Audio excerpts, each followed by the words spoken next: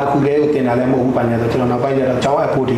ီကျွန်တော်တို့ကဆုံးဖြတ်လိုက်တာပါဗျာဟုတ်ကဲ့ဗျအကြောင်းကိုလာပြီးတော့ကျွန်တော်တို့ကလေးလာတဲ့ခါကျတော့ကျွန်တော်တို့ကျောင်းရဲ့အနေထားပါလို့ဆိုတော့ကျွန်တော်တို့စီးကြိုတယ်ပေါ့နော်ဆရာဆရာမတွေရဲ့နှွေးထွေးမှုကိုလည်းကျွန်တော်သဘောကျတယ်ဗျပြီးတော့ကျောင်းလေးကြီးရလဲကျွန်တော်ဝင်လိုက်တာနဲ့နှွေးထွေးတဲ့ဒီကလေးတွေကလည်းကျွန်တော်ပထမဦးဆုံးဆိုရင်ဆမ်မာကလပ်ကိုရင်ထားဖို့တော့ကျွန်တော်လာတာပေါ့နော်ဆမ်မာကလပ်ရင်ထားမယ်ပေါ့ထားပြီးတော့မှအဆင်ပြေရင်ကျွန်တော်အတန်းအပ်မယ်ပေါ့နော်ကျွန်တော်အဲ့လိုအခြေချမ်းနဲ့လာတာဆမ်မာကလပ်လေးရင်ထားတဲ့အချိန်မှာသူကကိုဗစ်က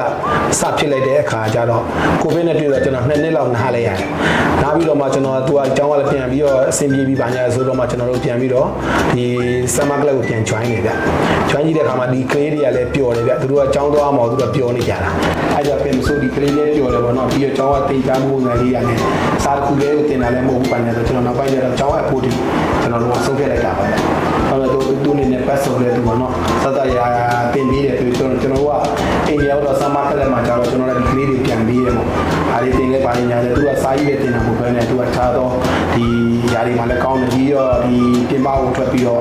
သူကဒီလေးကကြီးခီးစဉ်ထွက်တာဘာလို့ညာလို့လဲရှိတယ်ပေါ့နော်ဒီအမျိုးလေးကျတော့အပြင်နဲ့လည်းထိတွေ့ရတယ်ပေါ့နော်ပေါင်းဆက်ဆံရေးလည်းစီးပြီးတော့ကျွန်တော်လည်းအားနဲ့ဒီကျောင်းထားဖို့အတွက်ဆုံးဖြတ်ချက်ချလိုက်တာပါလေဟုတ်ကဲ့ဒီကျောင်းရဲ့တင်ညွှန်တန်းတော့ကျွန်တော်တို့တိုက်ဆုံးတော့ကျွန်တော်တို့ဒီလက်တွေ့လုံဆောင်နေရလေးတွေပေါ့နော်သူတို့ဒီမှာကျောင်းမှာလည်းဒီလက်တွေ့နဲ့ပတ်သက်ပြီးတော့ပကြီးပိုင်းဆိုင်ရာတွေရှိမယ်အဲ့ဒါကကိုယ်တိုင်ဒီအဖွဲ့လိုက် group ဖွဲ့ပြီးတော့ပေါ့နော်ဒီခုခုစမ်းသပ်တာမျိုးပေါ့နော်အဲ့အမျိုးလုပ်တာရှိမယ်ပြီးတော့အပြင်ထွက်ပြီးတော့ကျွန်တော်တို့ဒီကျုပ်ဆိုင်ရုံတော်လည်းကောင်းခြားသောနေရာတွေမှာ like လေးလာပြီးတော့ဒီကလေးတွေကို project နဲ့ဆိုင်နေဟာလေးပေါ့နော်ဒါကတော့ဘယ်လိုလုပ်လဲဒါလို့တော့ဒီလက်တွေ့ကတာဟာမျိုးလေးတွေကြိုက်တယ်ဗျနောက်တော့ကျွန်တော်တို့ဒီကျောင်းမှာသူတို့ဒီအုပ်စုလိုက်ဖွဲ့ပြီးတော့သူ project လေးလုပ်ကြတယ်ပေါ့နော်တိုင်ပင်ဆွေးနွေးမှုအပိုင်းမှာလည်းသူတို့အားသာချက်လေးတွေကျွန်တော်ကြိုက်တယ်ဗျသူတို့တကယ်ချင်းချင်းနဲ့တိုင်ပင်ရမယ်လို့ခုလုပ်ရင်တိုင်ပင်ဆွေးနွေးပြီးမှလုပ်တာပို့ပြီးတော့ကောင်းတယ်ဆိုတဲ့တွေးခေါ်လေးတွေကျွန်တော်ကြိုက်တယ်ဗျဟုတ်ကဲ့အဲ့ဒါလေးထိပါတယ်ဟုတ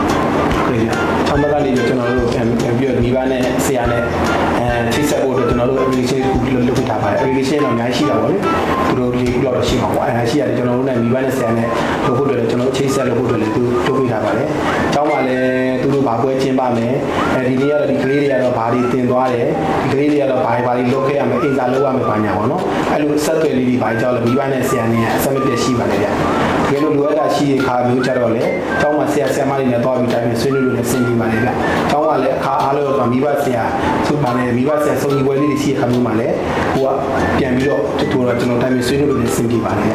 ျဒီဘက်နဲ့ဆရာကတော့အဆက်အသွယ်ပြတ်ပါဘူးဗျဟုတ်တယ်ဗျကျွန်တော်တို့ဗီဇာတော့မထားခဲ့ရင်ကျွန်တော်တို့သာသမီတွေကတော့အေးနေတယ်ပါတယ်ဗျတိတ်ပြီးတော့လည်းပေါင်းလေးနဲ့တိတ်ပြီးထားအောင်အဲ့တော့အခုဒီဗီဇာတော့မှစပြီးတော့တက်တဲ့ချိန်ကျတော့သူတို့တွေမှကျောင်းကပေါ့နော်ဒီဖြစ်မနေလောက်ရမယ်ဒီ group ဖွဲ့ပြီးလုပ်ရမယ်ဟာမျိုးလေးတွေအပေါင်းလေးလေးနဲ့သူတို့ကဆွေးနွေးတိုင်နေရမယ်ဒါလေးတော့ဒီလိုလုံးမှဖြစ်မယ်အားလုံးကတယောက်တည်းလုပ်လို့မရဘူးဆိုတဲ့ပုံစံမျိုးပေါ့နော်သူတို့ကတင် ကြားပေးတဲ့အတွက်သူတို့ပေါင်းဆက်ဆက်ရေးရတယ်မလုပ်လို့အများတော့လုပ်ရတော့မှာပေါ့လေအဲ့ကျတော့ပေါင်းဆက်ဆက်ရေးရဲ့တပြေးပြေးနဲ့ပြစ်လာပြီးတော့သူတို့ကိုသူတို့ပြောရဲဆိုရဲလုပ်ရဲကန်ရဲတဲ့ပုံစံမျိုးလေးတွေဖြစ်လာတယ်။ဆိုဒီမှုပြည့်ရှိလာတယ်ပေါ့နော်။အဲ့ဒါလေးတခုတော့ကောင်းပါလေဗျ။ကျွန်တော်တို့တော်တော်လေးကြိုက်ပါတယ်ဗျ။အားလုံးကသူတို့ကသူတို့ဖန်တီးလုပ်နေပြီးတော့သူတို့လုပ်လိုက်တဲ့ဟိုအတွက်လည်းဝန်ခံရတဲ့စိတ်ကလေးတွေသူတို့မှလည်းရှိလာတယ်ဗျ။ဟုတ်ကဲ့ဗျ။ဟုတ်ပြီဗျ။ဒီစားတောင်းကိုထားမယ်ဆိုတဲ့ဖေဖေမေမေလေးအနေနဲ့လည်းတောင်းကိုကြည့်လိုက်လာပြီးတော့လေးလာလို့ရပါတယ်။ကျောင်းမှာလည်းကိုကလေးနဲ့အဆင်ပြေမပြေလာပြီးတော့လေးလာလို့လည်းဒီကျောင်းရဲ့အနေထားလေးဆရာဆရာမတွေရဲ့ပြောလို့ဆက်ဆံပုံလေးကိုလည်းလာပြီးလေးလာလို့ရပါတယ်။ကျောင်းကတင်ကြားတဲ့ဟာတွေကိုလည်းဆရာဆရာမတွေမေးမြန်းလို့ရတယ်ခုသူဆိုင်ရပေါ့နော်။သူကအားလုံးကိုမေးမြန်းလို့လည်းအဆင်ပြေပါလေဗျ။အခုကဒီကျောင်းကိုဒီထားမယ်ဆိုတော့ဟောလဲဆိုကိုကတော့ဒီကတော့တာသမီရထားပြီဆိုရင်ကျောင်းလေးပျော်ရမယ်ပေါ့နော်။ပညာသင်တဲ့အခါမှာလည်းသူ့မှာဝန်တော့ဝင်ပိုးမဖြစ်ရတဲ့အနေအထားမျိုးလေးပေါ့။အဲ့လိုမျိုးလေးဖြစ်ရင်တော့ကိုသားမီးအတွက်လည်းအဆင်ပြေတာပေါ့လေ။ပညာရေးပဲဒါကြီးပဲသင်ရလို့အဆင်ပြေပေါ့နော်။အခြားသောတန်ဖိုးမှုလေးတွေပကြီးတော်၎င်းလူပညာတော်၎င်းအားကစားတော်၎င်းပေါ့လေ။အစရရမှာသူတို့တွေကဖြည့်ဆည်းပေးတဲ့ကလေးတွေကသူတို့ကျောင်းတက်ရတယ်ပေါ့ပါရှိရကြအဲ့ဒါလေးကိုယ်တိုင်လာပြီးတော့ဒီလာပြီးတော့လေးလာပြီးတော့ထားလို့လည်းအဆင်ပြေပါတယ်ဟုတ်ဒီမှာလေဟုတ်ကဲ့ဆရာဒီကျောင်းမှာရှိတဲ့မိစာမှာရှိတဲ့ကျွန်တော်တို့ဆောင်ရတဲ့ဆရာမနယ်လီပြီးတော့ချဲမီချဲ